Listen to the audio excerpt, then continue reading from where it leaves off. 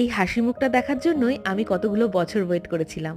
তোর প্রথম মাস, তারপরে সবাই মিলে সেলিব্রেট করা, এটা হচ্ছে তোর ইমি।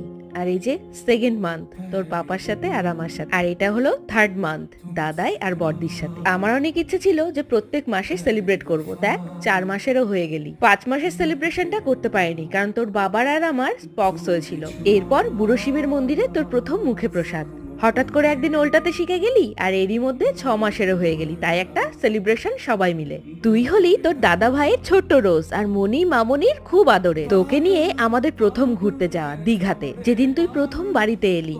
আর তারপরেই দেখ 7 মাসেরও হয়ে গেলি, আর এইভাবে দেখতে দেখতে তোর ভাত খাওয়ার সময় হয়ে গেল, তোর অন্নপ্রাশন। এরই মধ্যে 8, তারপরেই 8 থেকে 9 তোর সাথে তোর মাম্মা আর বড়দির প্রথম জন্মদিন। কেকটা কিন্তু আমরা পুরুলিয়ায় কেটেছিলাম। তোর সাথে আমাদের প্রথম পুজো, এরই মধ্যে 10 থেকে 11, 11 থেকে 12। শুভ জন্মদিন মা, খুব ভালো থেকো।